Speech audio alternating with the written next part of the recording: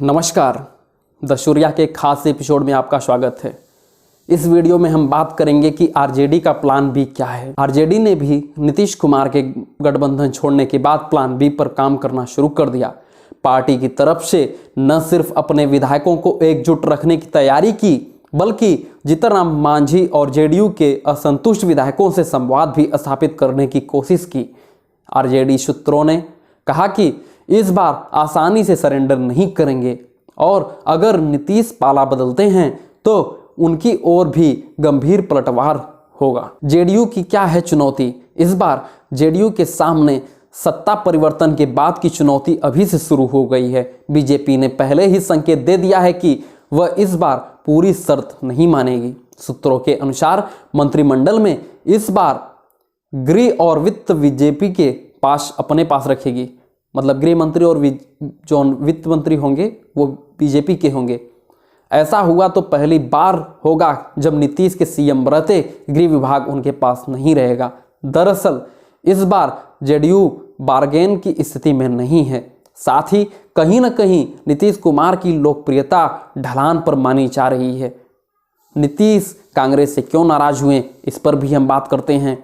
नीतीश कुमार का इंडिया गठबंधन से अलग होने के पीछे की कांग्रेस से उनकी शिकायत भी रही है। नीतीश कुमार के करीबी सूत्रों ने कहा कि तमाम विपक्षी दलों को उन्होंने एकजुट किया। पहली मीटिंग पटना में की। एक सीनियर जेडीयू नेता ने कहा कि कांग्रेस को छोड़कर तीसरा मोर्चा बनाने की बात चल रही थी, जिसे नीतीश ने खारिज कर लिया। लेकिन जब इंडिया गठबंधन ने आकार लिया तो कांग्रेस ने उन्हें जिम्मेदारी देनी तो दूर, उनको कम आंकने लगी। साथ ही इसी महीने में इंडिया गठबंधन की मीटिंग में जिस तरह से उनका नाम संयोजक के रूप में घोषित कर फिर टाला गया, उससे वह बेहद नाराज हुए और इस तरह से इंडिया गठबंधन बिखरता हुआ दिखाई दे रहा है। नीतीश कुमार के इंडिया गठबंधन से अलग होने को विपक्ष के लिए एक बड़ा झटका माना जा रहा है। नीतीश कुमार के इंडिया से हटने के बाद तमाम दूसरे क्षेत्रीय दलों का दबाव कांग्रेस पर बढ़ गया। पश्चिम बंगाल में ममता बनर्जी ने कांग्रेस से सीट शेयरिंग करने की संभावना को खारिज कर दिया। उधर अखिलेश यादव ने नीतीश के बहाने कांग्रेस के सुस्ती पर निशाना साधा। कांग्रेस सूत्रों के अनुसार पार्टी ने मामले को गंभीरता से समझा और खुद खरगे ने शुक्रवार को तमाम सहयोगियों से बात की है। बिहार के लिए जरूरी है कि नीतीश क्या करें। नीतीश कुमार के बारे में लगातार सवाल उठ रहे हैं कि वह बार बार अपनी बातों से पलट जाते हैं। आपने भी कई बार देखा होगा कि नीतीश कुमार कैसे अपनी बातों से पलट रहे हैं। लेकिन इससे बड़ा सवाल यह है कि ऐसा आरोप लगाने वाले दल उन्हें अपने खेमे में लेने के लिए आतुर क्यों रहते हैं। अगर वो दल बदल रहे हैं, इतना उनकी कोई वैल्यू नहीं है, तो लोग अपने पार्टी में क्यों उनको शामिल करना चाह रहे हैं। पिछले दिनों में अमित शाह ने बिहार का खासकर दौरा यह संदेश देने के लिए किया था कि अब नीतीश कुमार के लिए बीजेपी के दरवाजे बंद हैं।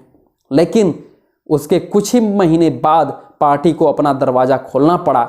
दरअसल राज्य में आरजेडी और बीजेपी दोनों दलों के पास अपना मजबूत वोट बैंक है, लेकिन इन दोनों की ताकत में नीतीश कुमार एक्स फैक्टर बने रहते हैं। वह जिधर जाते हैं उसका पलड़ा अपेक्षाकृत भारी हो जाता है। यह हर चुनाव में साबित हुआ है। नीतीश कुमार के पास एक खामोश वोट बैंक है, जिनमें बड़ा तबका अति पिछड़ा का है। ऐसे में जब तक नीतीश कुमार के वोट में आरजेडी या बीजेपी पूरी तरह सेंध नहीं मार पाती, वह सबसे लिए जरूरी बने रहेंगे। बिहार में सीटों का पूरा गणित कुछ इस प्रकार है। आप समझ सकते हैं कि विधानसभा में जो कुल सीट है 243 है, तो बहुमत का आंकड़ा पार करने के लिए किसी भी पार्टी को 122 सीट चाहिए होती है। अगर नीतीश एनडीए में जाते हैं तो बीजेपी का 78 पहले से है, जेडीयू 45 है, एचएएम 4 है।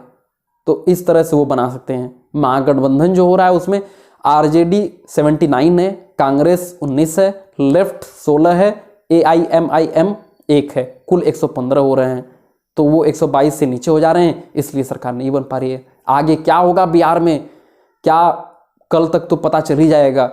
तो कल के वीडियो का इंतजार करिए। तब तक के लिए धन्यवाद।